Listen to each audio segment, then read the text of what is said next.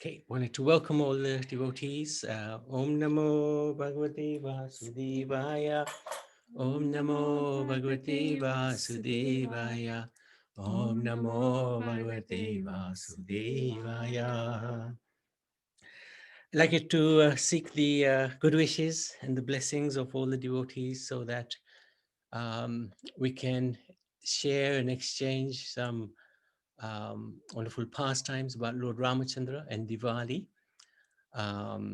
so that the Lord becomes pleased with us and his devotees also become pleased with us. The plan is that we will talk about Diwali, why, significance of Diwali, what happened, so that we are celebrating this wonderful festival. And after that, hopefully we'll have plenty of time. We wanted to explore this this subject matter of God having a mother. He is the mother and he is the father of everybody.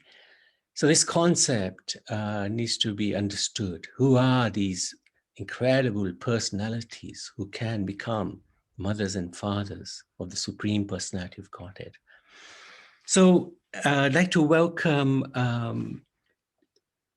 Tanya. Thank you so much. She's a work colleague of Geeta, and she's kindly joined us for the first time. We're very welcome. And I'll just give a little background about the concept of God within Sanatan Dharma or Vedic culture. This book, I don't know if you can actually see it. It's the Bhagavad Gita, very, very important book. And in this book, it explains there's only one God. He can have lots of different names. He can have lots of different expansions of avatars, we call them, incarnations, they're also known as. And one of the scriptures called the Brahma Samhita, it explains that Krishna is the original form of God. And from him, many expansions come. One of his expansions is Ram, and his is the picture that you are seeing on the presentation. He comes to our world. God comes to our world. Why does he come to our world? Because we have rebelled, and God has given us a world where we can live and basically forget him. Don't remember him. We want to live independently of him. And he facilitates that. He's like the father and the mother who will allow the children to play. So unfortunately, we've taken a path where we wanted to play away from home. So he has created this world. And essentially, everything that's centered around this world makes us forget him, unless one makes an effort to remember the Lord. Now, he wants us to remember him. He loves us very much, even though we've forgotten him and we don't really care for him, or to speak about loving him. But he dearly loves us. He misses us. He's shedding tears because we're not with him. And that's why he comes to our world again and again and again and again, in order to perform wonderful, sweet pastimes. And when we remember these pastimes, we become close to the Lord. When we remember these pastimes, we see the sweetness of the Lord. We know his greatness, especially for those who are theists, who know God is there. So we know he's the source of everything. He's all-knowing, he's all beautiful, all wealthy, all renounced, all famous, etc., etc. But that's not enough to fall in love with somebody. Just because we know Bill Gates is very rich doesn't make us fall in love with him. But when we see the character of the person and the sweetness of the person, then we can fall in love with him. And Ramachandra is one of those perfected human beings. Well, he came as a perfected human being. He was a perfect son, perfect king, perfect husband, perfect in every single way. Sweetness personified. And you can see this is like quite a realistic picture, drawing, painting from the scriptures as described in the scriptures, what Lord Ramachandra looks like. He's got a little bit different skin color from ours, like a greenish, goldenish color. Very, very, very beautiful. And his facial features are very exquisite, they're sharp, and very kind and loving. He came, he did amazing pastimes. We won't go through all his pastimes because it'll take a little too long, but we will focus on the pastime surrounding Diwali. What happened in very, very brief summary, he's one of 4 children. And all of these 4 children actually are expansions of Krishna. He's the eldest. And the king who he was belonged to wanted to make him king. But one of the queens became jealous and she was very powerful. She made him go to the forest for 14 years. He was married. His wife Sita accompanied him to the forest, as well as one of his younger brothers called Lakshman. Whilst they were in the forest, of course, God doesn't have to go to the forest. He doesn't even have to come to this world. But these are all sweet pastimes which take place so that we can recount them and we can explore the inner meanings of them in time. So for 13 years, everything was sweet and they were really enjoying in the forest. God is in one with nature. He is the source of the nature. 14th year, something really horrible happened. Of course, this is all part of the drama. It's not that somebody can do something horrible to God. That's not possible unless he wills it. His wife was kidnapped, Sita, by Ravan, who is the 10-headed demon. And it so happened that they congregated in a place called Lanka, commonly known now as Sri Lanka, where they had a confrontation between Ram's army, which consisted of monkeys, extraordinary as it sounds, and the chief of the monkeys was called Hanuman, and he was a glorious, glorious personality. This pastime took place millions of years ago in Treta Yuga, a different Yuga, and in this Yuga, people lived in longer lives, but they also had different levels of intelligence as well as the animals.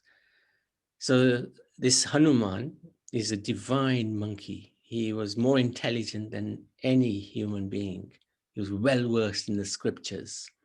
He was more powerful also than any human being. So he was part of Lord Ramachandra's army, and he recognized Ram as a supreme personality of Godhead immediately upon seeing him.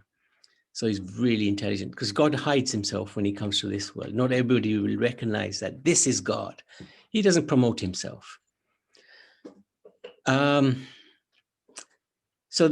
for 9 days, the monkey army and the demon army fought, and the demon army was defeated. And then on the 10th day, which is called Dasera, which is another festival which we celebrated a few weeks ago, there was the fight between Ravan and Lord Ramachandra. Now, why does God need to fight? If Hanuman was there, why does he need to even bother fighting? Well, to be honest, he doesn't. But he likes to. This is one of the things he likes to do. He likes to fight sometimes. Like we see children in the playground. They like to do tug of war. Sometimes they do some mock fighting. Sometimes they do some real fighting. So God is similar. This comes from the Lord. But he can't fight in the spiritual world. Everybody's his devotee. As soon as he picks up a bow, everybody will be bowing down to him. So he sends some very special personalities to our world in order to fight with them. So this Ravan actually is a devotee of the Lord, specifically sent to this world to fight with the Lord. He doesn't fight with just any old person. He fights with his own devotees who are very, very powerful because they've just come from the spiritual world. And there's no question of killing. So even though Ram shot a magical arrow into the navel of the demon Ravan, the body can be finished, but the soul, who we really are, doesn't die, is eternal. So when the Lord, he can never do wrong as well. When he fights with somebody, he purifies that person. When he looks at somebody, that person becomes purified. So the Lord sent this soul to the spiritual world, back to the spiritual kingdom. So this is the understanding that we have from the Vedic scriptures. So now, once the demon was defeated, and there's lots and lots of different pastimes in connection with the defeat of Ravan. I'm just thinking we could explain, we can show the sweetness of Ram by one pastime. Ravan had a brother called Vibhishan.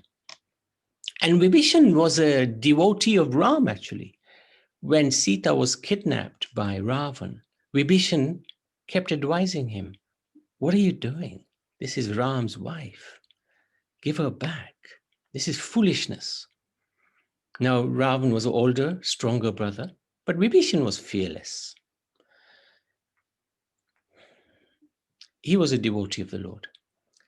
So when Ravan was so obstinate and Ram was about to cross into Lanka, Vibhishan went to take shelter of Lord Ramachandra. He had been also insulted by Ravan. So he thought, what's the point of staying here? Let me just go and take shelter of the Supreme Lord. So when one takes shelter of the Supreme Lord, nothing is lost and everything is gained. So as he was approaching the Lord, the Lord asked, who is that person? He asked Sugrim, the chief of the monkeys. He asked Hanuman, the strongest of them all. And they said, that's Vibhishan. That's the brother of Ravan. So Ram said, what should we do? He would always consult. This is the beauty of the Lord. The Lord knows everything. He's the most wisest, but he'll consult, especially his devotees. And Sugrim said, we should kill him. He is the brother of Ravan. Okay. Well, what about Hanuman? What do you think? Hanuman, we should kill him. Why should we tolerate the family of the demon who's kidnapped Sita? They were furious, of course.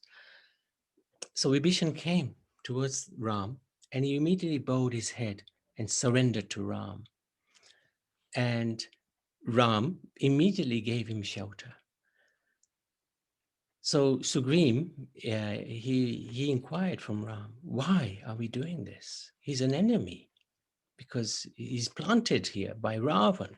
He's now an enemy in the other camp, a spy in our camp. So Ram, he made a declaration. Even if somebody once surrenders unto me, I will give them shelter no matter who they are. So this is quite a declaration by Lord Ramachandra. It's a phenomenal declaration, isn't it? Mm. Yeah, because he said, even if Ravan comes and surrenders to me, I will, give him Lanka back to him. Sorry. No, because he promised. Yeah, he promised Vibhishan that I'll make you the king of Lanka. And then so they asked, okay, what if Ravan comes now and surrenders to you? So, you've given Lanka away to Vibhishan. What about Ravan? So Ram said, I will give him Ayodhya. So then they asked, okay, Ayodhya actually given to Bharat. What about Bharat now? He'll be without a kingdom. I said, I'll give Bharat Vaikunta. Okay, so Vaikunta is the spiritual world. So then they said, well, where will you go then? If you give live away in Vaikunta. Yeah, if you give away Vaikunta, what about you? You won't have any kingdom. He said, I don't need a kingdom. I reside where my devotees are. So that's all I need. I will reside within the hearts of my devotees. So this is the sweetness of Ram, sweetness of Ram. And that's how, when we see and hear about this sweetness, we can fall in love with God. This is the whole point. Okay, so let's have a look at some other things, just leading up to Diwali. So Sita was rescued, and of course, when she came, Ramachandra said, okay, I've done my duty. I have defeated Ravan. We have finished off the demoniac army. You are free to do what you like. And everybody was shocked. What is he saying? The monkeys were talking amongst themselves. Did he just say to her, she can do what she wants? Lakshman was he was saying, we've been fighting all this time just for this. Lakshman was really surprised by even the ancestors had come at that time. Dashrath Maharaj, Janaka Raj. Yeah, even Sita Mata said, I could have gone anywhere and I'd done anything, without you having to kill Ravan. So, why are you saying this? So then that sort of perplexes. What sort of Lord is this? Is he going to abandon his wife? Right? So Ramachandra and the ancestors said, okay, enough drama now, Lord Ram. You've done enough Leela. Just take her back and go back to Ayodhya. But anyway, Ramachandra had a purpose. He said to Lakshman, he ordered Lakshman, build a fire pyre. Yeah, sorry, before that, Ramachandra said, I can't take Sita back. She's lived in the kingdom of Ravan, and what will the people of Ayodhya think? What sort of king am I? Allowing my wife who's lived in someone else's house to come back. So then I think it's Hanuman who said, okay, why don't we build a fire? No, that's not how it went. It was Ramachandra. He said, we have to build a fire. He ordered Lakshman, build a fire. He did order Lakshman, yes. And Lakshman said, why? And Lakshman was absolutely furious at this point at Ram. But because Ram was older, he maintained the etiquette. He's like his father. He did not shout back, but he did say to himself, this is the last time I come as the younger brother of Ram. I'm not going to, next time I'm coming as this older brother, which is what he did. He came as Balaram when Krishna appeared. So Lakshman built the fire, and Ramachandra said to Sita, that you please prove your purity. Prove your purity, whether you have with body, mind, or soul, ever thought of anybody else. You have to prove your purity. Walk through the fire. And she did. And actually, the pastime goes that when she was kidnapped, there's no person who can touch the eternal consort of the Lord, who is none different from the Lord himself anyway. There's no person who can touch Sita other than Ram. So when Ravan kidnapped Sita, he didn't kidnap the real Sita because Lakshman had done a protective circle around Sita. At that time, Agni Dev took the real Sita to his palace in the spiritual world, in the heavens. And at this time, when she was in the fire, Agni Dev brought the real Sita back, who came out of the fire. And the Maya Sita, illusory Sita, disappeared. Yeah. Are there any questions or any comments at this stage?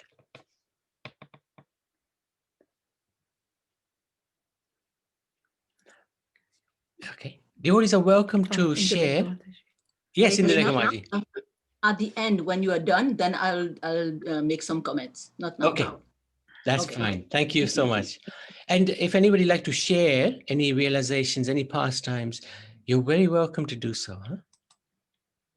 So then it was time for them to return back to the kingdom.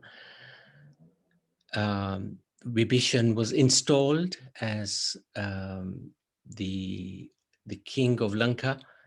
There were many other pastimes. There was pastimes where Ravan asked for forgiveness from Ram, and Ram forgave him.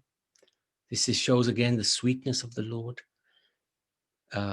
Even Ram said to Lakshman, "Go and learn from Ravan." Lakshman was shocked. What do you mean, go and learn from Ravan? What am I going to learn from him? He's well versed in the scriptures. Go and learn from him. So he went, and initially he had an attitude of, what the heck am I doing here? So he would just stand near his head, and Ravan wouldn't disclose anything, seeing the arrogance of Lakshman. And then Lakshman came back, and Ram said, "Well, how did you approach him?" And Lakshman described, and he said, no. You approach him in the right way. Touch his feet and be humble. And then Lakshman did that, and he received some transcendental knowledge from Ravan. Ravan was actually a very learned scholar. The devatas used to call upon him to do their yagyas. He was a really intelligent Brahmin. But he made one fatal mistake in his life. He kidnapped Sita. So anyway, many other things happened. But we'll cut to the chase. Time to go back. Ramchandra said to Hanuman, okay, the 14 years are nearly up.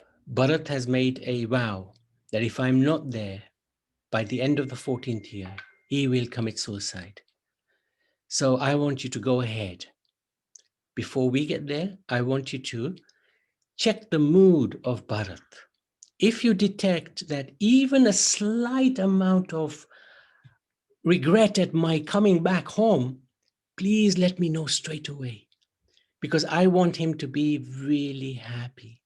If he doesn't want, even if there's a 1%, 0.1% chance that he will be sad if I come back, then I will be happy for him to rule the kingdom of Ayodhya. This is the magnanimity of the Lord. So again, showing his sweetness. So Hanuman did exactly that. He went ahead of Ramachandra. And do you remember what happened there? Yeah. So as he's coming into Ayodhya, he lands just in front or near where Bharat is, and he's shouting, "Ram is coming! Ram is coming!" So Bharat is looking around, to see who's saying this. And he saw this crazy looking monkey. So he asked, "Who are you?" So he said, "I am the servant of Ramachandra." And Ramachandra is on his way. And at that time, Bharat informed everyone that Ram is shortly, due to come back. And so they started preparing for his arrival. And Ramchandra with everyone is in the Pushpak Viman, flying over. Oh, before that. Yeah. And so while they're flying over everywhere, Ramchandra is describing to Sita Mata, remember these are the pastimes that we had here. These are the pastimes we had here. And in this way, they came to Ayodhya. But before, wasn't it that today, there was no moon in the sky. It was Amavasya that day, that night. So the residents of that land, they missed Ram very much. He'd been away for 14 years. They wanted to be with him in the forest, but he wouldn't allow them. He walked away from them in the middle of the night to escape from them, because they were going to follow him for 14 years. So they'd missed him. They realized it's going to be a dark night. So how will the Lord, who's been away for so long, find the kingdom again? And that's when they lit these lamps, right? Millions and millions of lamps in their homes, in the streets, everywhere, in the parks. And this is the celebration of Diwali. This is why we light lamps in our homes. We are inviting the Lord back into our homes and into our hearts. It's an annual affirmation again to the Lord that please let me again surrender to you and be more earnest, more sincere, with more humility. So this is like an annual commitment at Diwali time. So as Jayanti very nicely explained, they didn't walk back. They flew back. They didn't come on horseback. They came on swan back. They had a swan as their aeroplane. And it was an aeroplane controlled by the mind. And it could grow as big as it wanted to accommodate. Oh yes, wasn't there a pastime by the monkeys coming onto this? There was a pastime where the female monkeys were also collected on the way to Ayodhya, because I can't remember exactly the pastime. Maybe somebody else can share that. So this is them coming back, and Bharat, there was no sign. In fact, Bharat was so keen on Ramachandra coming back. There was complete joy and happiness, not even a minute sense of, oh, older Bhaiya, Dauji is coming back. Not good news.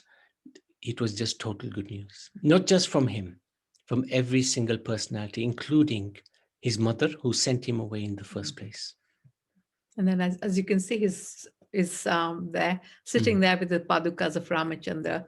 So as soon as Ramachandra comes back, he hands the padukas back and says, please have your padukas back and please rule the kingdom from now on.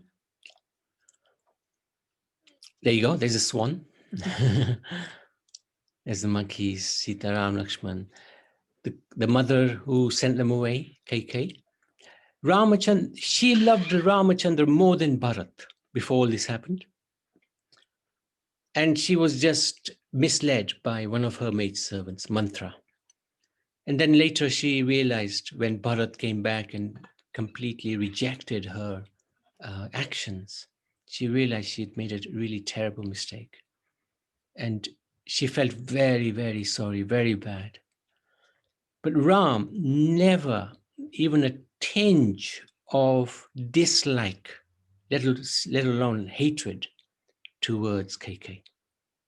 And the very first person that he went to touch the lotus feet of was KK. So this again shows the sweetness of the Lord.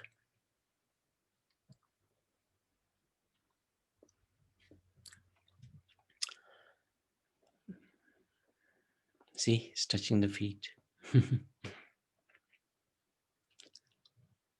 So this is the pastime of Diwali.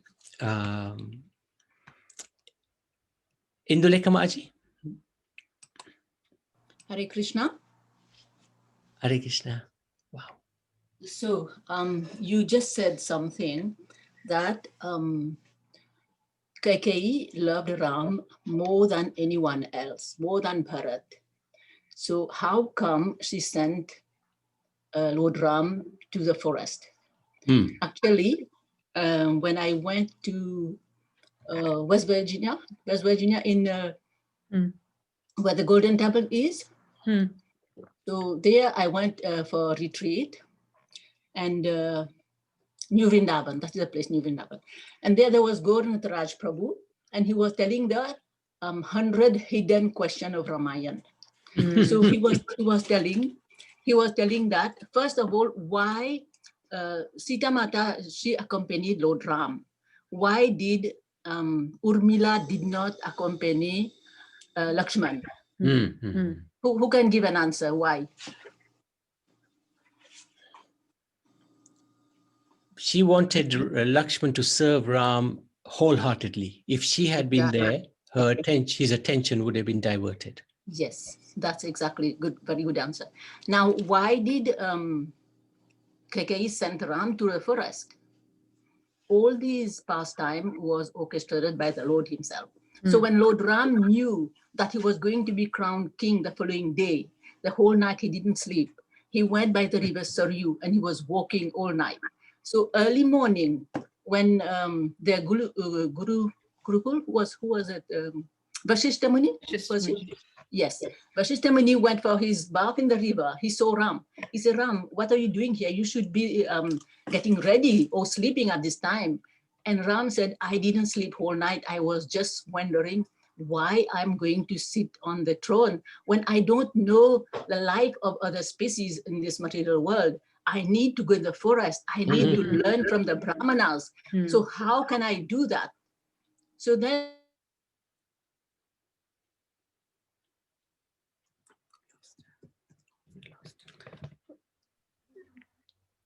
We've lost you, Maji. You can just reconnect. So while she's reconnecting, I'm just very interested at something. So if you don't mind, I'm just so sure. I just wanted to ask this wonderful family here, if you don't mind, I want to spotlight you. Wow. Hare Krishna. Thank you for joining us. Introduce yourself, please.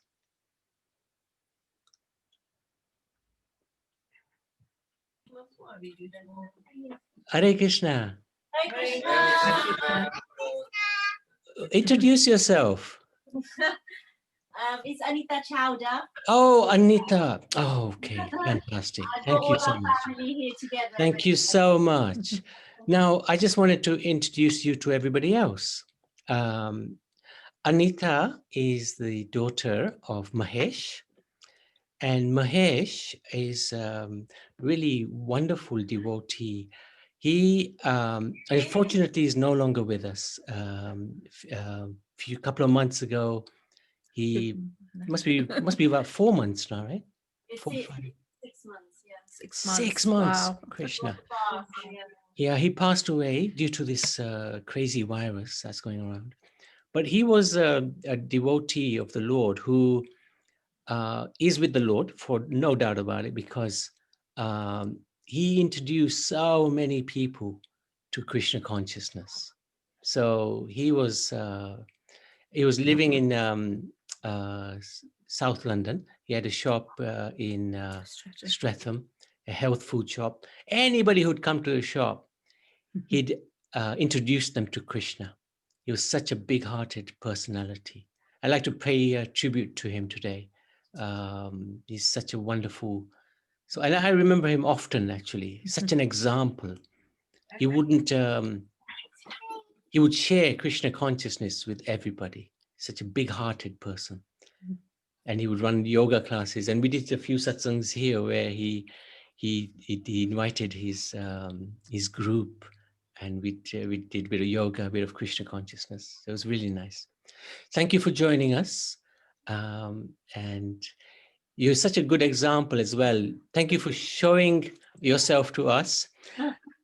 I always struggle to understand why devotees don't show each other, show themselves on these Zoom calls. Probably because they're normally nodding off. When I'm speaking, as my wife will tell you, she nods off. Whenever she wants to go to sleep, she just says, speak a few words. I speak a few words and she's gone. No, I wish it's that easy. Okay. Thank you so much. Navi Prabhu, thank you very much. I wish you a very happy Diwali. And Oh, yes. And Happy Diwali. Diwali. Happy Diwali. And thank you for joining us for Diwali. Actually, you made Diwali really special by joining us. So thank you so much. And I love the decorations at the back. Thank It's you. really good. Really nice. Thank you. Just introduce your children. Oh, I will do. So, this is Leela. Leela, say hello. Hello. Hi. This is Neve in the front. This is Aria. You can see Wow. Aria here.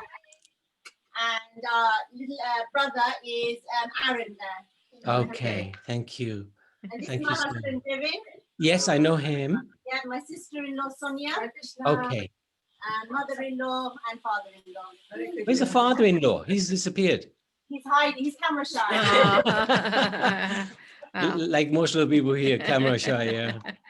Okay. Thank you so much. Really good. So she's back again, right? Indulekha Maji, you back?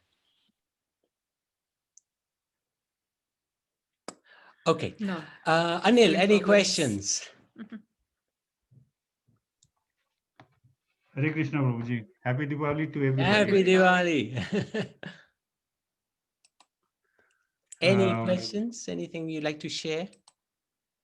No, I was like I gained that knowledge today about Sita Mata, that Agni God had done those acts of taking her away. So that's a new thing that I learned. That's it, Prabhuji. Thank you. Actually, I'll tell you something what happened there. Very, very interesting. When Chaitanya Mahaprabhu came to this world over 500 years ago, he went to south of Bharat. And he went to one place where one Brahmin, was it? He was always very upset. And Chaitanya Mahaprabhu asked him, what's the matter? He said, I can't get over how Ravan kidnapped Sita. Is that possible? He just couldn't get over, he was just devil. He couldn't even finish his sentences. He was so upset, right? And this is upset over years and years. And Chaitanya Mahaprabhu hugged him and he said to him, actually, I will reveal something to you, that Mother Sita was never kidnapped. It was Maya Sita who replaced her, because when she walked out of the Lakshman Rekha, Agnidev took her to his place. So the Brahmin became pacified, right? Then Chaitanya Mahaprabhu carried on. He went to, I think it was a Kurma temple. And in the Kurma temple, he found a manuscript which confirmed this. And what he did, he wrote that manuscript out. And then he went back to that Brahmin again. And he said to him, here is the scriptural evidence for what I've just said. So this was fascinating. Or he might have even taken the original. I can't remember, but he wrote, either he took the original or he kept or he took his written version. But this was a very interesting pastime. So that was sort of Chaitanya Mahaprabhu's confirmation of this pastime. Thank you. So Prabhuji, like since Lord Ram was there, why these acts on Mata Sita, that she's being kidnapped and she's being taken by Lord Indra, and then there is so many commotions happening when she's back in Ayodhya to give those tests and all those things. Why so much trouble to her? Yeah, it's not just to her, it's to him as well. He basically is showing us that this world is not for us. This is what Lord Ramachandra is showing. When Sita was kidnapped, he was crying incessantly. He was constantly crying, constantly. He was completely devastated, right? He was acting just like an ordinary human being.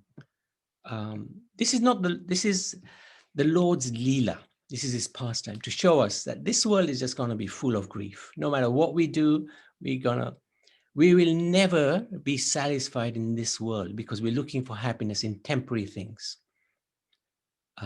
So essentially, that's the message of the Lord, that there will always be difficulties. And look, even I am Lord Ram, and I'm living in your world, and I'm facing all these difficulties. So what to speak of you guys? Just turn your face to me and come back home. Essentially, that's the message of Ramayana. Hare Krishna Prabhuji, I'm back. Sorry, I had you had an interval. Yes, I'm sorry. Yes. So, can I continue, or is it only if you show yourself? I'm going to insist that now. Look, Anu shows himself. You know why? You know what? You want to see my kitchen, my stove, my making chapati. Yeah, it doesn't matter. It doesn't matter. I don't like looking at a blackboard. No, I've had enough.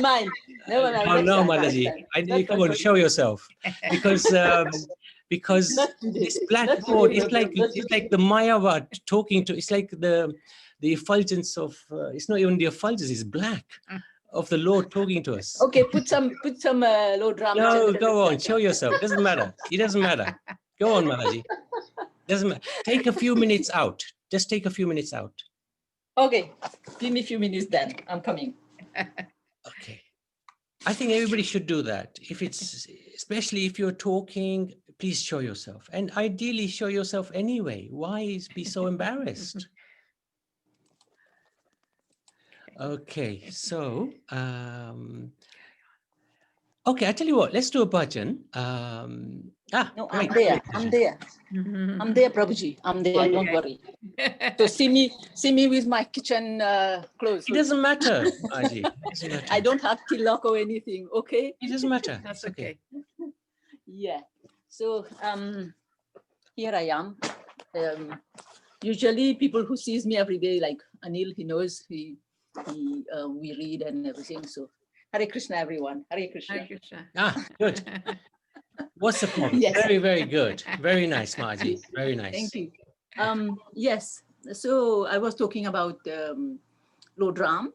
So when he went to see Kaikeyi, and he was crying, and Kaikeyi said, "Today is a very great day for you. Why are you crying?" And he started telling. He said, "Only Vashishtha Muni said, only you can help me. So please, I beg of you, help me." Then when Kaikeyi asked the problem, then Kaikeyi said, "Out of love for you, and because I know who you are, out of respect, I'm going to do what you want me to do. And also what I'm going, even if the whole world are against me, even if they misunderstand me, even if I have to lose my husband, I'm going to fulfill your desire." That's how she sent Lord Ram to the forest.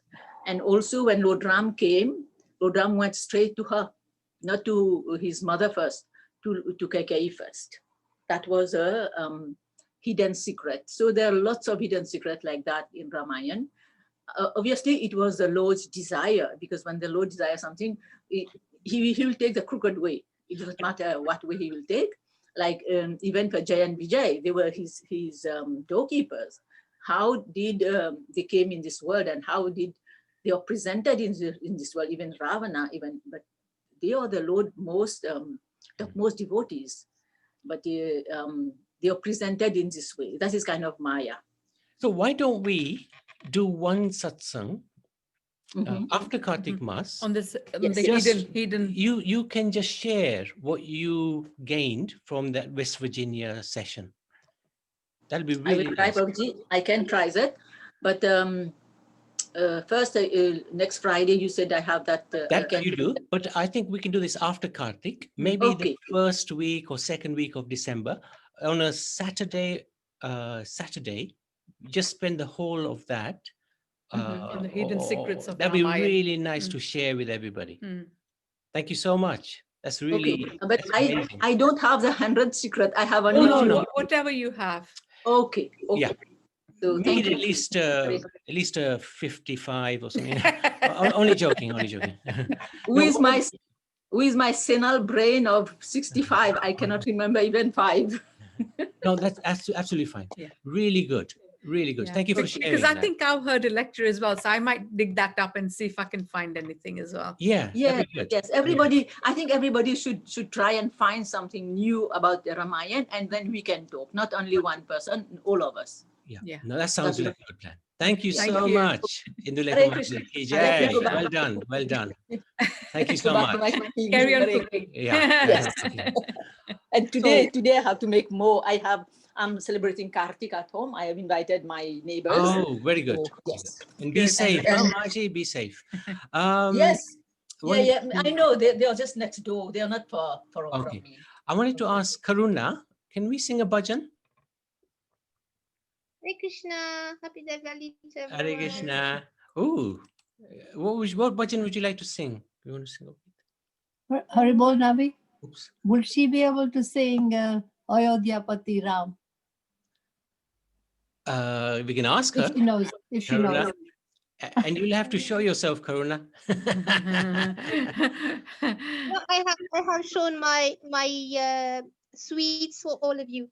Yeah, but your face is sweeter. Okay. You can't get away.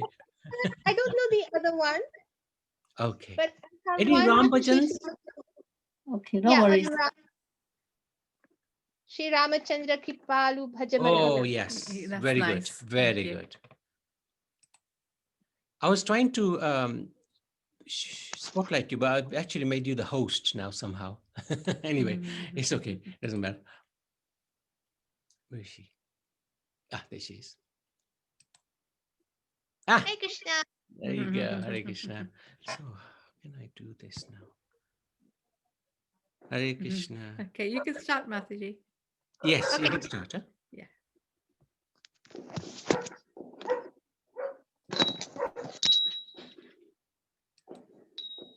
Shri Ramachandra Kripalu Bhajamana Harana Bhava Bhayadarunam Navakanjalochana Kanjamukakara Kanjapada Karunarunam Kandapa Aganita Amita Chavyanava नीलनिरदसुन्दरं पतपीतमनहोरतरुचि नौमि जनकसुतावरं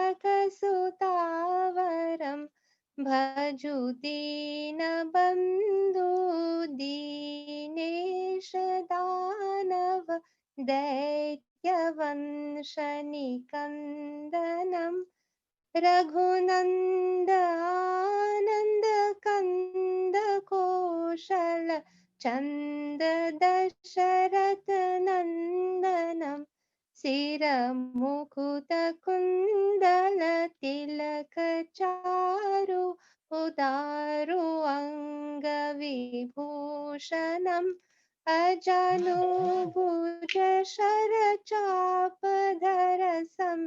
ग्रामजित खरदूषणम् इति वदति Tulsidas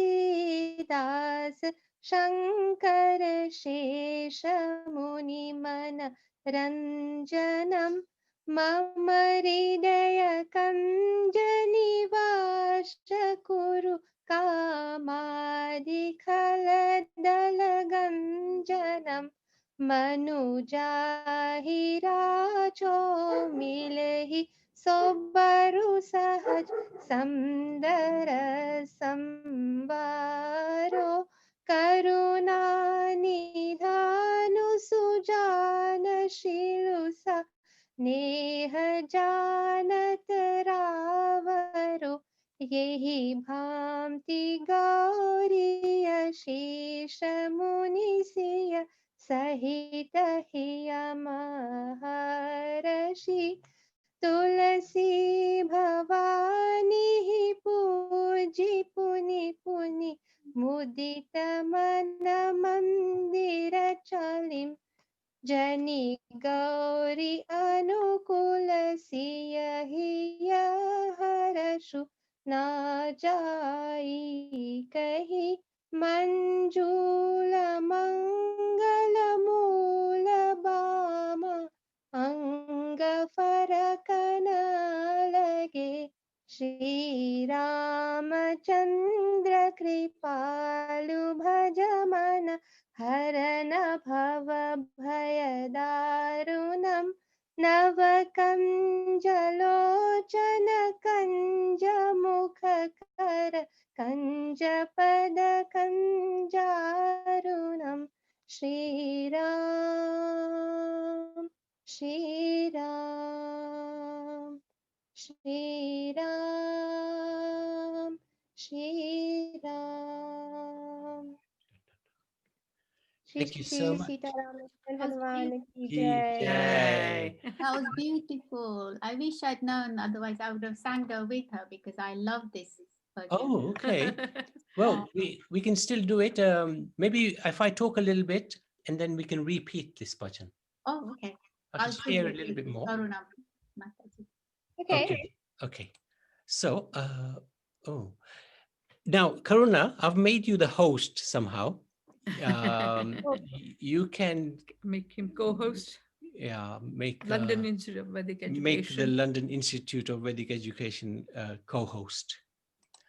Hare Krishna, So Tanya. Thank you so much. Good to see you. How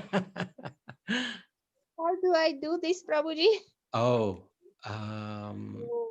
if you go to security, Security. At the bottom, if options like chat and things like that. That, yes. share screen, shares. You can do or let everybody share screen. That will help. Share. Okay, Screen. share. Yes, share screen. Then I can share my Screen. screen. Yeah. Can you do that? Does it give you the option of sharing screen? Yeah. No, that's you now sharing your screen. But you need to allow me to share the screen.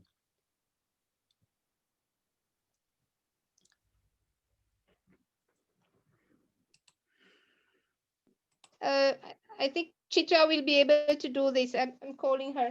Okay.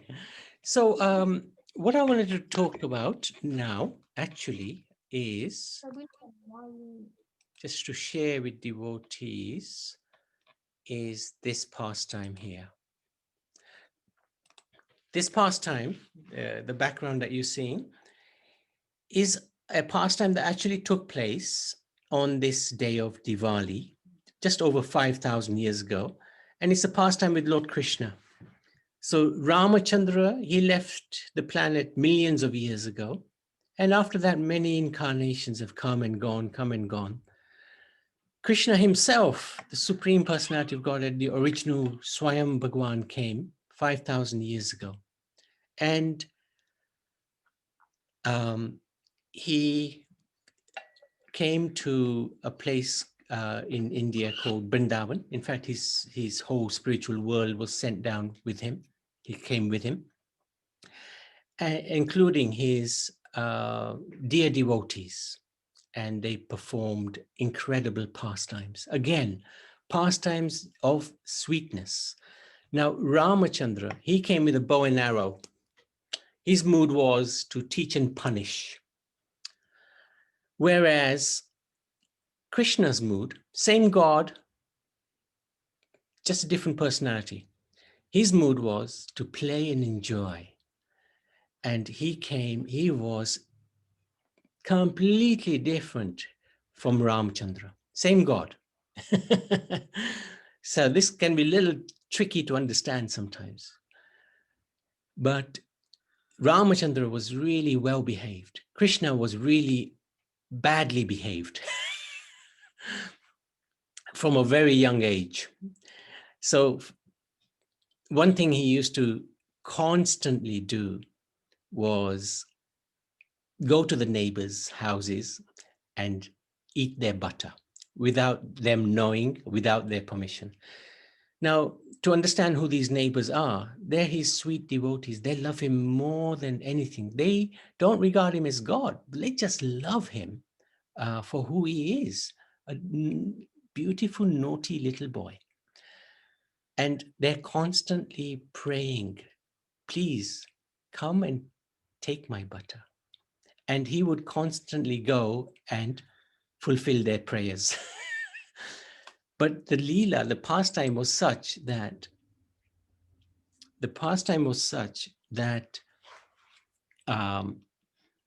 they would chastise him whenever he would come and steal their butter. And sometimes they would go and complain to his mother. And they would say to his mother that your boy is like this and he's doing this or not. But actually, they were not coming to complain. What they were actually coming to do was to have a look at that little boy, because Mother Yashoda never let him out too often from his home. So they would come and actually they would sneak a peek at him and they would be happy. And Mother Yashoda would say to them, okay, why have you come? I heard you've got some complaint against my son. No, actually, no complaint. He's such a sweet little boy. And they would walk out. Occasionally, she would make them tell them, okay, this is what he's been doing. This is the naughtiness that he's, I can share now. Great, thank you. Thank you, Chitra. So that was a little introduction to the talk that we want to have today. So this is a little bit technical, so I hope devotees don't mind. Is to understand who is this mother of Krishna? How did she become a mother, and why? Right? Before we go into that, we wanted to understand the names of God. So this name of Damodar is sometimes very confusing. Like Anil was perhaps getting a little confused when I was talking about Chaitanya, right? I had so many different names for God: Gauranga, Nitai, Nimai, Gaura. So it can get very confusing. So Krishna has many, many names. We know him as Krishna. We also know him as Damodar. This form that you're seeing as our backdrop, is his name is Damodar. And I will explain to you why in a second, why he's called Damodar, although he is Krishna. God has two types of names. His primary names, which are very affectionate to him. They describe his pastimes, and they are very dear to him because they describe some aspect of him where some personal activity has taken place between the Lord and his devotee. Like Govinda. Govinda means protector of the cows. Govinda is a very dear name to Krishna himself, let alone the devotees. And then the secondary names. Secondary names are those which describe his greatness. Ishwara, controller, Bhagwan, full of opulences. When we call Krishna Bhagwan or Ishwar, he's not as attentive, if you like. He's not as excited. Just like when a parent is in the office and he's called Mr. So-and-so, Sir so-and-so. Okay, he's got some taste to it, but when he comes home and his little son or daughter calls him Papa, Mommy, oh no, yeah, whatever, some nickname, then he becomes excited because his loved one is calling him. In the office, they're just formal relationship. At home, they're informal relationships, personal relationships. So these names are split into two, primary and secondary. He becomes attracted by the primary names. So we address him by those names. The Mahamantra are primary names, Hare Krishna and Rama. These are very dear to the Lord, all these three names. We don't say Hare Ishwar, Bhagwan, Bhagwan, Hare Hare, you know. We are actually taking his primary names. This Damodar is a primary name. Damo means rope and Udar means waist. So this is, Damodar means that person who's been tied with a rope around his waist. And of course, this rope is the rope of love rather than anything else. It's not real ropes. And this pastime refers to when Yashodamayi tied him up. This his own mother tied up Krishna.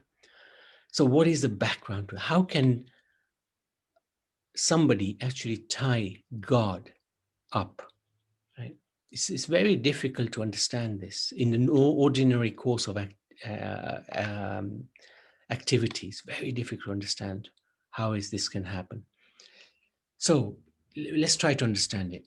And I hope I am able to explain this. It's quite a complex area of understanding. And if anybody would like to ask any questions or share anything that you have heard, please feel free to do so at any moment. I certainly won't mind. This will take probably about 15, 20 minutes. It's quite a few slides, and I'll try to go through it quite quickly, but also we will try to understand it, hopefully. So in order to enjoy loving pastimes, Krishna takes a mother and a father who are not ordinary living entities. The common understanding is that Krishna appeared to Vasudeva and Devaki over 5,000 years ago. Krishna appeared at midnight in a jail in Mathura, and his parents requested him to hide his divinity and somehow leave Mathura. In response to this plea, Krishna transformed his four-armed form to that of a baby. These pastimes, I think everybody will know. Anil, are you there? Who's there? Oh, yeah. Yes. You're aware of this pastime, right? Of Krishna's appearance in the jail. Yeah. Yes, Prabhuji. The four-handed But, form. yeah, not of the four-armed form. Yeah. Okay. Okay. Anyway, he came first as the four-armed form, Vishnu, Vishnu. and then he became a baby after he instructed Vasudeva what to do. So let me just go back. Invoking his illusory potency, he enabled Vasudeva to leave the prison with him unnoticed and cross the Yamuna river to go to Gokul. There in the maternity house of Nanda Maharaj and unseen by anyone, Vasudeva exchanged his own son for the newly born daughter, Yogamaya, of Yashoda, and thus returned with the girl to the jail in Mathura. So this happened 5,000 years ago. This is quite this is Krishna Janmashtami, it's quite well known. Tanya, I'm not sure if you will be aware of this pastime. No. Okay, so this might be a little foreign to you, what I'm going to say. But anyway, hang in there. When Kams got to know that the child destined to kill him had taken birth, he immediately rushed to the prison to kill the child.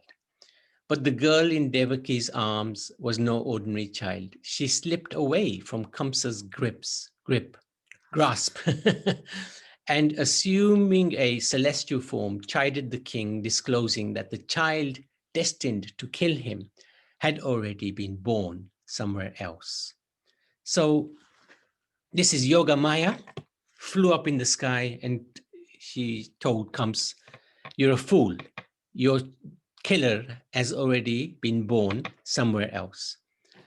So the question is, had the child not taken birth in Mathura from Devaki's womb? Because the comment that made by Yogamaya, Durga Mata, is he has already been born somewhere else. Now, according to Krishna, this is Yogamaya, Krishna's younger sister, he had taken his birth not from Devaki. The common understanding is Krishna took birth from Devaki, but actually that is not what Krishna's younger sister is saying. He was born somewhere else. So the Bhagavatam states that Yogamaya had taken birth from Yashoda, and she is the younger sister of Krishna. So actually Krishna was born to Yashoda. This is a secret actually that's revealed by the Acharyas. Hence the well-known term that Krishna never leaves Vrindavan. However, was Yashoda not aware of this? So when Yashoda gave birth, did she not become aware that she had given birth to twins, a boy and a girl? No, Sukadeva Goswami explains that she was too exhausted by the labor of childbirth and fell asleep. So who was this child born to Devaki? So Devaki had a child, we know that, right? But we are saying, or the Acharyas are saying, that it's not Krishna. He is regarded as Vasudev Krishna. That's another form of Vishnu, who, when brought to Gokul as Krishna's expansion, merged in the form of Yashoda's son. It is this expansion who leaves Vrindavan with a crew at the age of 11 and kills Kams. The original Krishna never leaves Vrindavan. And the Acharya who has analyzed this, there's two actually, Vishwanath Chakravarti Thakur and Jiva Goswami. And this is all given by His Holiness Shivaram Maharaj, to whom we are dedicating this satsang today for his good health. And he's written it in this book called the Damodara Janani. No, yeah. Oh, no, sorry. So, thank you. This is quite innovative stuff. This is revolutionary thinking, actually. Oh yeah, thank you. And this is the book. I don't know if you can actually see it. Because of the background. Yeah, this is the book. Damodara Janani. Very, very nice book. Where Shiva Maharaj goes into a lot of detail. And I've cut out 90% of the detail, by the way, in this presentation. Why is it that Devaki is commonly known as Mother of Krishna then? Right? The answer by Vishwanath Chakravarti Thakur is that Devaki and Yashoda were friends, and Yashoda wanted Devaki to have the fame of being Krishna's mother. Yashoda itself means to give fame. So actually, I wanted to ask, Karuna, are you there? Yeah, Karuna's there. Yes. Karuna, Yes, yes, Prabhu. were you aware of this? I think we may have gone through this before.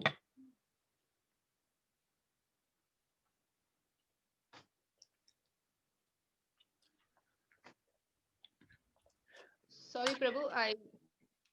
Were you Missed it. aware of this point about that Krishna took birth as son of Yashoda in the first place?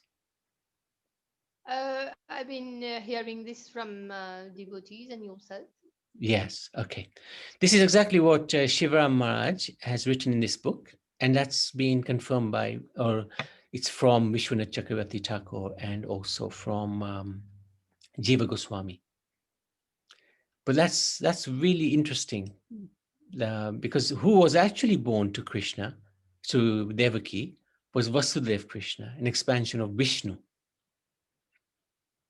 So it's interesting to know that.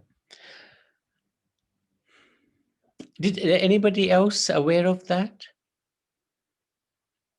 Indulekha Maaji? Yes, Prabhuji, I am aware of that. They also say then when Vasudev brought Krishna, baby Krishna, to Nanda Maharaj, the two merged together. Yes. Son of, yes. And also why the Devaki and Vasudev became famous as the parents of Lord Krishna is because of the tapasya they done in their past lives. That's exactly what we're going to talk about. Exactly what we're going to talk about next. So very good. But actually, that's not quite right either. And that's what Shivaram Maharaj talks about in his book. So very nice. Thank you for leading on to that, actually. Nice one. Amita Krishna Prabhu? Hare Krishna Prabhu, yes. Hare Krishna. Are you aware of this? Have you read Maharaj? Yeah, I've heard the lecture on this as well. Oh, good. About, Okay. he never leaves Vrindavan, so he's always been there, even when he was a child. Okay. So good. Very good. Okay. So I'm going to carry on now. So this is your point, Indulekha Maaji. How did Yashoda and Devaki become mothers to the Lord, right?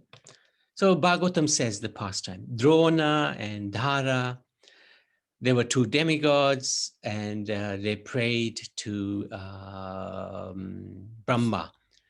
Please permit us to be born on the planet Earth so that after our appearance, the Supreme Lord, the personality of God, the supreme controller and master of all the planets, will also appear and spread devotional service, the ultimate goal of life, so that those born in the material world may very easily be delivered from the miserable conditions of materialistic life by accepting devotional service. Do you read this? When Brahma said, yes, let it be so, the most fortunate Drona, who was equal to Bhagwan, appeared in Vrajapura, Vrindavan, as the most famous Nand Maharaj, and his wife Tara appeared as Mother Yashoda. Thereafter, O Maharaj Parikshit, best of the Bharatas, when the Supreme Personality of Godhead became the son of Nand Maharaj and Yashoda, they maintained continuous, unswerving, devotional love in parental affection. And in that association, all the other inhabitants of Vrindavan, the Gopas and Gopis, developed the culture of Krishna Bhakti. Oh, yeah, sorry. Whilst about to indicate that the two demigods became Krishna's parents, Sukdev Goswami clarifies the position later in the Bhagavatam, in the 10th canto, 9th chapter, 21st verse, The Supreme Personality of Godhead, Krishna, the son of Mother Yashoda, is accessible to devotees engaged in spontaneous loving service, but he is not as easily accessible to mental speculators, to those striving for self-realization by severe austerities and penances, or to those who consider the body the same as the self. These statements seem contradictory. On the one hand, two demigods were blessed to become Krishna's parents, but the latter verse indicates that no one can become Krishna's parents, for Yashoda and none are eternally so. So this is the point, Indulekha Maji. Bhagavatam first says, Drona and Dara were benedicted to become the father and mother of Krishna. Is it a drone in Mahabharata? No, No. no. These are two demigods, or demigod and demigoddess. Okay. They're actually expansions of Nanda and Yashoda from the spiritual world. So there is two contradictory statements. There's one statement is saying Drona and Dara got the benediction to become his parents, but then Sukadev Goswami clarifies, actually, you can't become mother and father to Krishna, to God. It's not accessible to mental speculators or those who do austerities or penance, because that's what they did. Drona and Dara, they did 10,000 years of austerities, and then Brahma gave them the benediction. But here, Sukadev Goswami is saying, no, you can't do that to become a parent of Krishna. So these two statements are contradictory, right? So then the Acharyas, Prabhupada, he states, God. When Krishna descends anywhere, he is accompanied by his own associates. These associates are no ordinary living beings. Krishna's pastimes are eternal, and when he descends, he comes with his associates. Therefore, Nand and Mother Yashoda are the eternal father and mother of Krishna. This means that whenever Krishna descends, Nand and Yashoda, as well as Vasudeva and Devaki, also descend as the Lord's father and mother. The personalities are expansions of Krishna's personal body. They are not ordinary living beings. Yeah. And further, in the purport to the next verse, 49, says, before Krishna's appearance, Drona and Dara appear in order to become his father and mother. It is they who appear as Nand Maharaj and his wife Yashoda. In other words, it is not possible for sadhana siddha, living being, to become the father or mother of Krishna, for Krishna's father and mother are already designated. And further, in the purport to the next verse, 50, says, because whenever Krishna appears on this earth, he superficially needs a father and mother. Drona and Dara, his eternal father and mother, appeared on earth before Krishna as Nand Maharaj and Yashoda. In contrast to Sutapa and Prishni, they did not undergo severe penances and austerities to become the father and mother of Krishna. This is the difference between Nitya Siddha and Sadhana Siddha. So this is the point. Nanda and Yashoda are always eternally mother and father of Krishna. They're actually expansions of Krishna. They actually, in one sense, also, they cannot be, that position of Nanda Maharaj and Yashoda cannot be attained by somebody doing tapasya and things like that. It's an eternal position that they always have as expansions of Krishna, which is quite extraordinary. That's where Sutapa and Prishni did. Yes, that's right. So regards the contradiction of demigod or not, Jiva Goswami in his Bhakti Sandarbha says, he reconciles it. First, he's saying the first statement in the Bhagavatam must be taken in light of the second, which carries more weight and should not be contradicted. This is in accordance with the rule of interpretation as per the Vedanta Sutra. And Shiva Maharaj spends about 10 pages on this particular point of Vedanta Sutra. We've done it in about 6 words. He really goes into a lot of analysis, and it's amazing. You should read Maharaj's book. It's so good. Jiva Goswami suggests that Drona and Dara are partial expansions of Nanda and Yashoda, who appeared in Swarga Loka, heaven, and Brahma, his blessings, was fulfilling a prophecy rather than an independent boon. Neither Brahma or Shiva or even Lakshmi can obtain from the Supreme Personality of Godhead, the deliverer from this world, such mercy as received by Mother Yashoda. So this is in the Bhagavatam. Prabhupada is quoting this. So it's not possible for Brahma, Shiva, or even Lakshmi to get as much mercy as has been received by Mother Yashoda. So this is quite extraordinary. So Brahma is not in a position to give a blessing that you will become the mother of Krishna. He can't do it. He can fulfill the prophecy, but he can't bless like that. So this is quite interesting stuff. So just concluding everything there, Nanda and Yashoda are eternal parents of Krishna. Nanda and Yashoda are partial expansions as demigods, Drona and Dara. Drona is one of these 8 Vasus, a great devotee of Vishnu who rules a kingdom in heaven, but was childless. They went to mountain Mandara and received the blessing from Brahma that the Lord will appear as their son. When Krishna's time came to manifest, Prakata, his pastimes on earth, Drona and Dara appeared in Gokul. At the same time, the original Nanda and Yashoda manifested their pastime prior to Krishna's descent. Drona and Dara entered the bodies of Nanda and Yashoda. So that is essentially why Yashodamayi is eternally the mother of Krishna.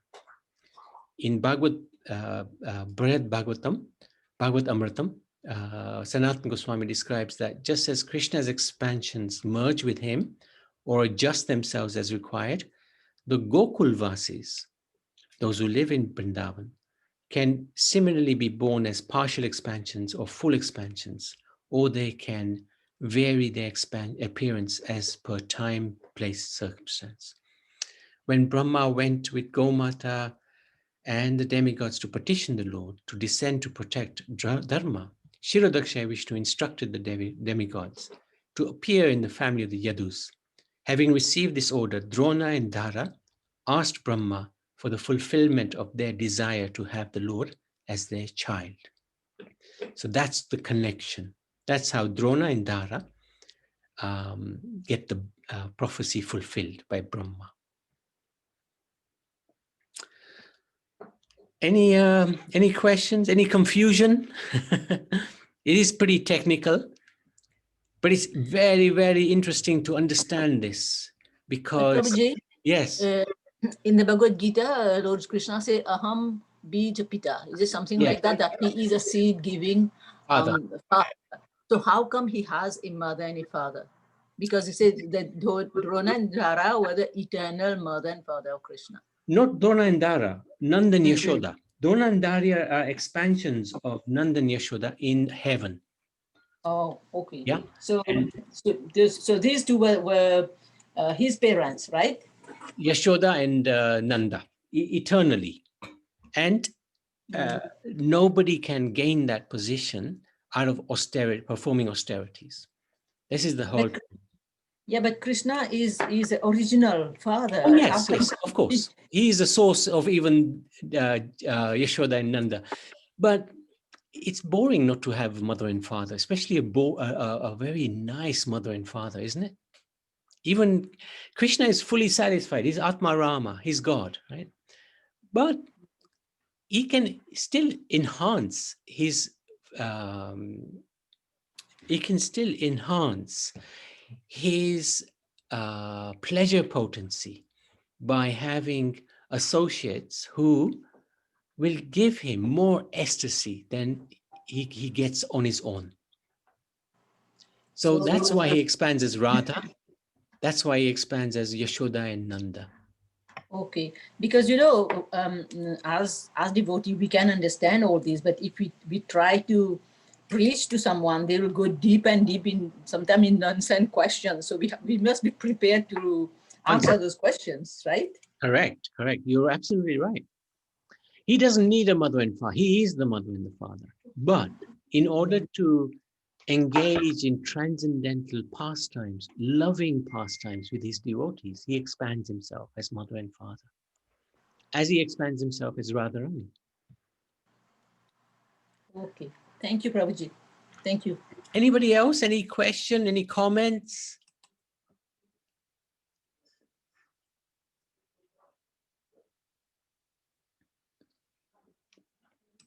So then what about Vasudev and Devaki? What happens to them? Who are they? Sorry, Prabhuji. Yes. Something was going in the mind about a question. Yes. Earlier, when Yogamaya was there, then she announced that she said that the killer of Kansa has already taken birth somewhere else. Yeah.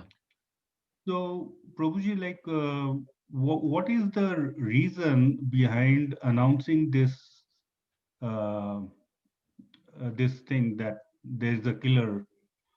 She could have kept quiet without telling.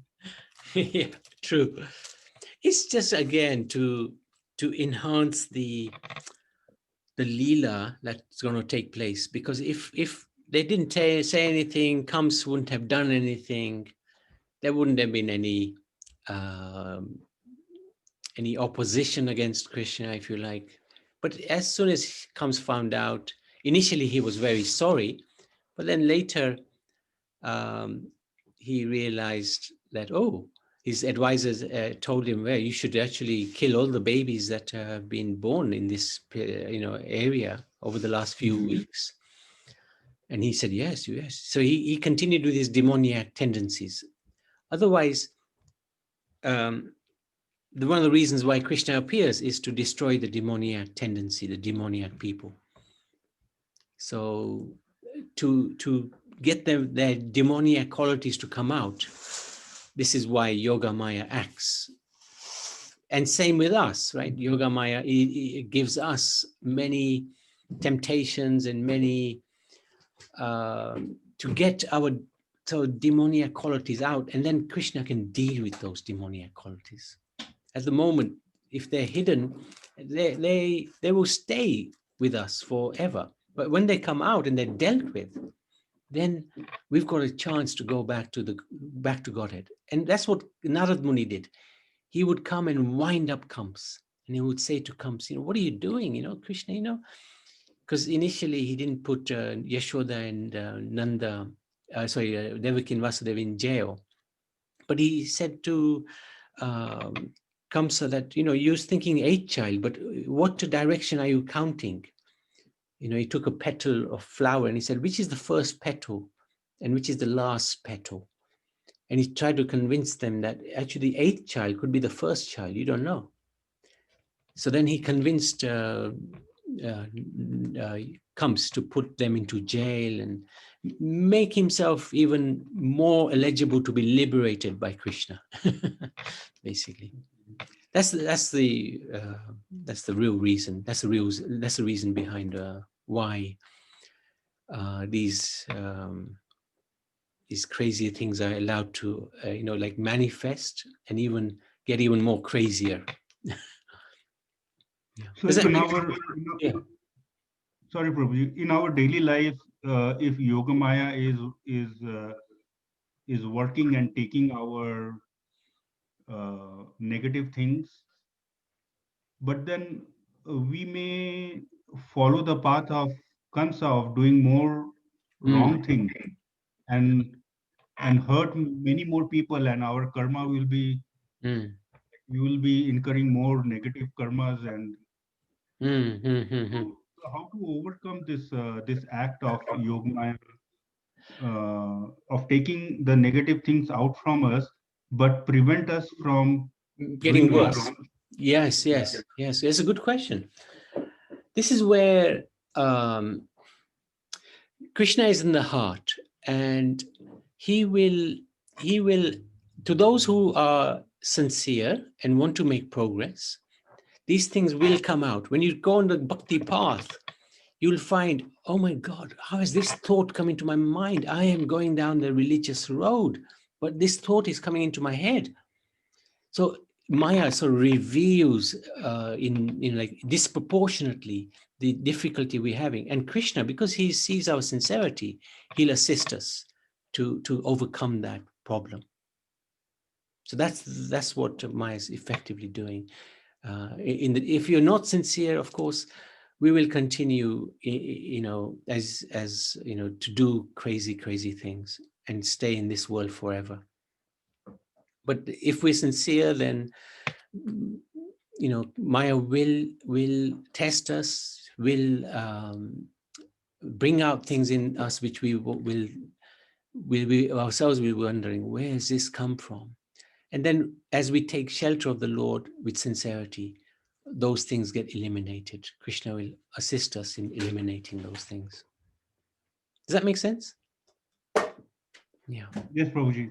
Yeah, no, thank you for asking that question. Really good. Hare Krishna. Hare Krishna.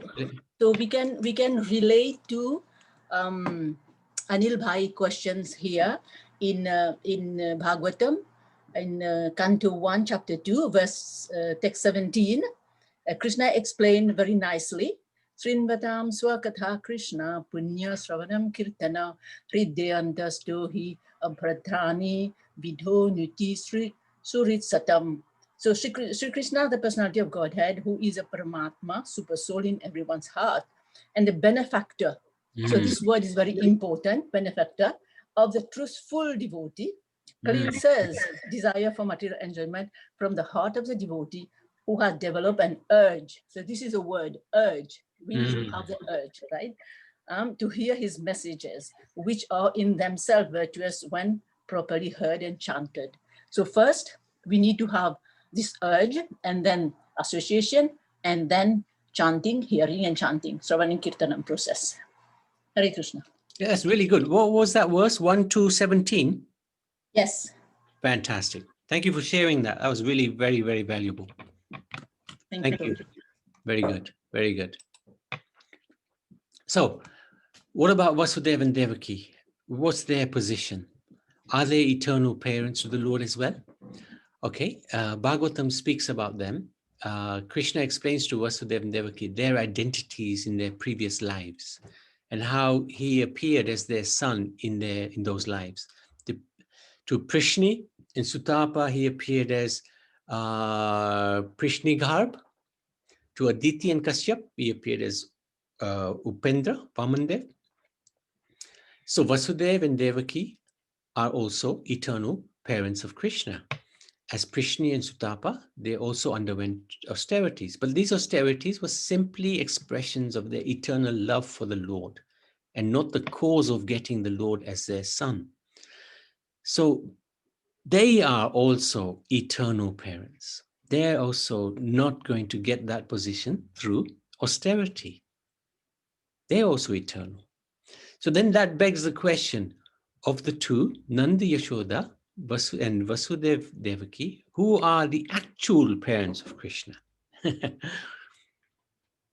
From the statements of the Bhagavatam and the previous acharyas, it is clear that Nanda and Yashoda are the eternal parents of Vrindavan Krishna in Braja.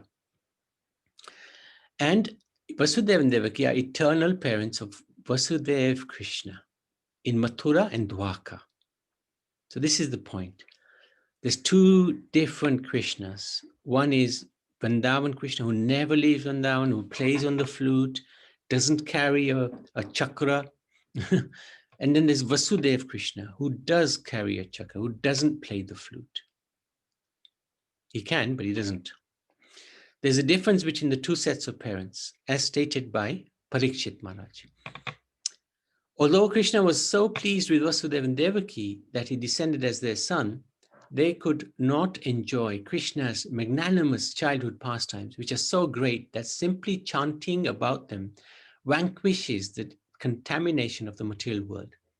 Nanda and Yashoda, however, enjoy these pastimes fully, and therefore their position is always better than that of Vasudeva and Devaki.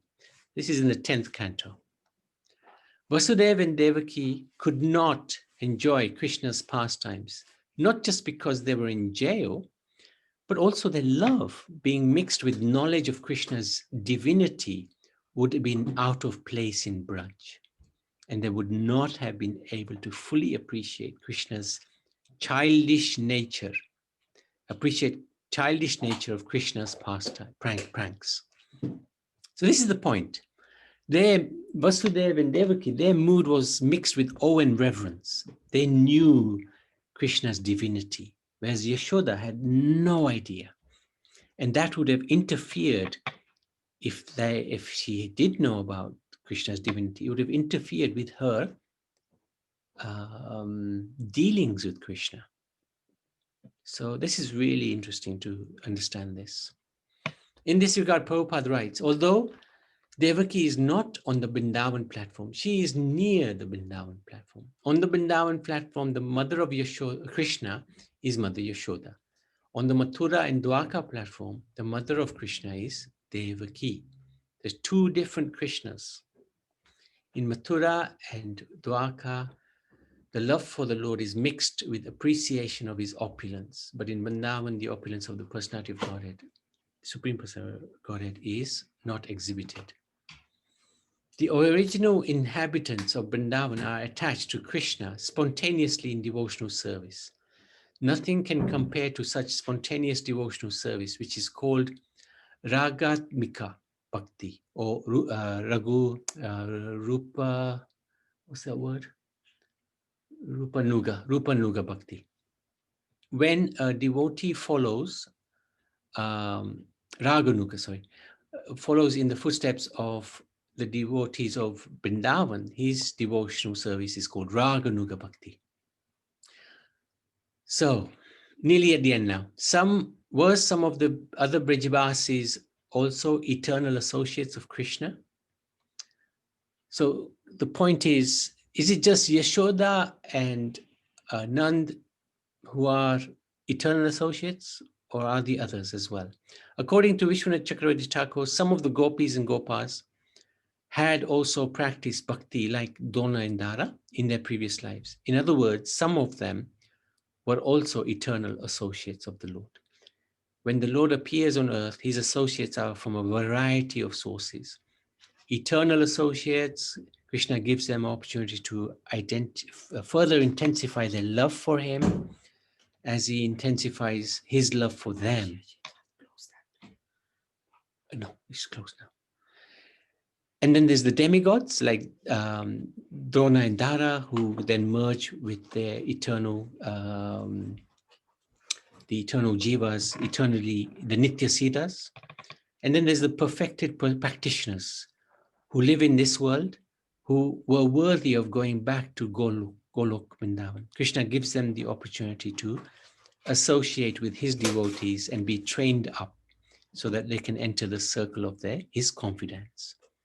So this is interesting categories here to understand who are with Krishna when he's performing his pastimes. So that's it. The rest we can go through next week. So tomorrow we are planning to go through Govardhan Parikram. So it'll take a little while. We've tried to find all of the not all, of course. There's unlimited tirthas there, but we've tried to identify as many holy places to visit, and we've done it pictorially, so we should be able to see what we are going to take darshan of tomorrow and actually go step by step around Govardhan. And I have to say, the more I've looked at this, the less I know. I thought I've done Govardhan Parikram many, many, many times, but actually I've realized I haven't even scratched the surface. So it's really eye-opening stuff. Very, very interesting. So any questions or any comments? Madhusudan Prabhu?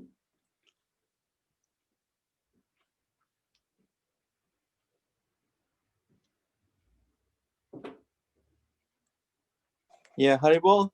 Hare Sorry, wait a minute. I was listening to you, and it's been quite intricate, actually, and quite detail, but there were so many complex Yeah, there is. It's complicated. complex areas where we might have. Sorry, you can see me now. Yeah, we might have assumed that we know Krishna Leela, how the Lord appears, and how he performs his pastimes and the reasons why he comes, and on a day like this, even Diwali is a very confused kind of celebrations, but we know as devotees that we celebrate Diwali because of a few reasons.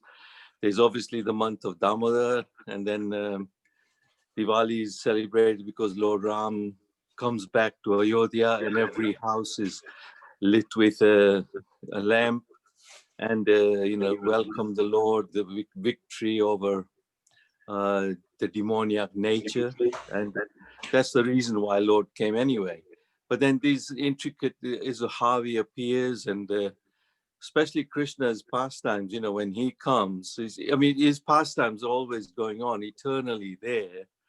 It's just that the time, circumstances, and all that change. So we are not part of it or anything, but just like right now it's gone dark and the sun has disappeared, doesn't mean the sun is not there. It's doing its job for another part of the world or another part of the universe, and still some planets out there are still receiving the sun's energies.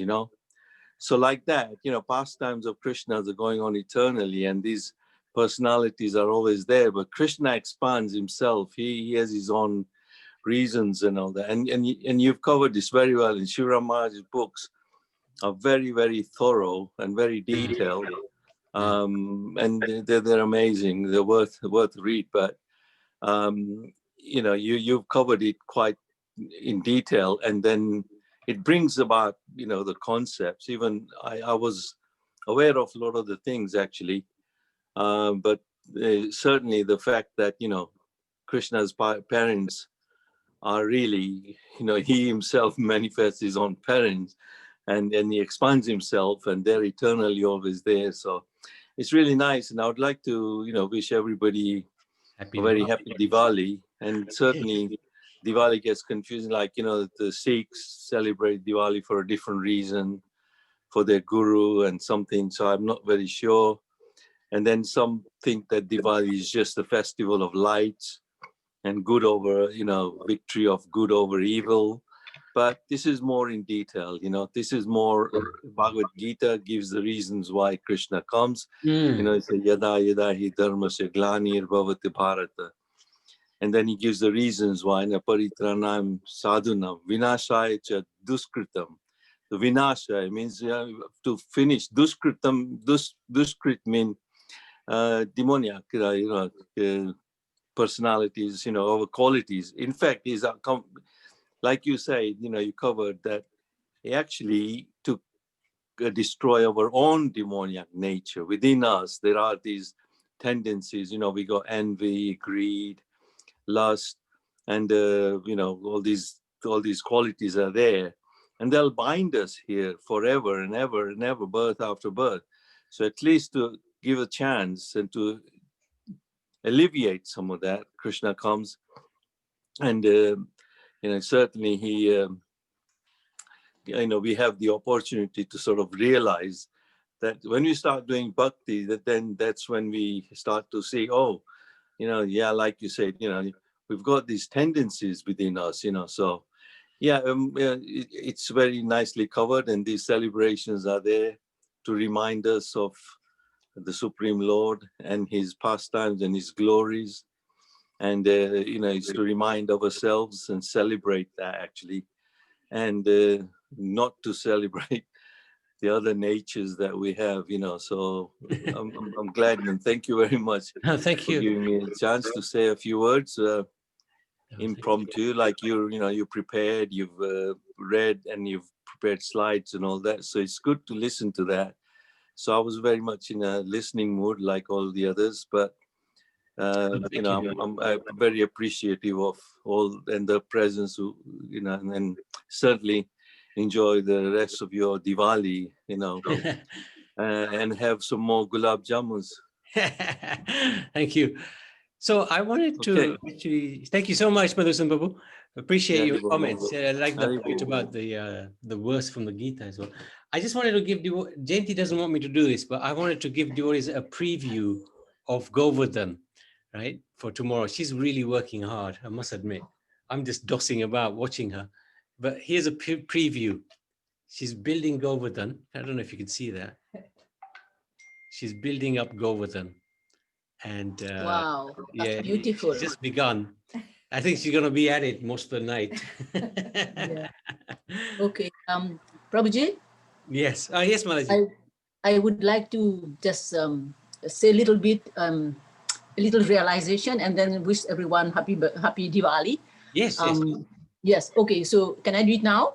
Yeah, but you can show yourself, Maji. Sorry. Now, okay, I'll be very quick. So, why did Krishna go to see Duryodhana? That was a question asked, and then Krishna replied that his charioteer was asking, Daru, why did you go to Duryodhana? You are the Lord. Duryodhana should come to you. Then Krishna replied that darkness cannot come to light. Light has to go to darkness. That is, Duryodhana was darkness. And then what I would like to say here, may the coming festival of Diwali illuminate all of us from within. While we light our home, let's spend some time to light the lamp of knowledge within ourselves.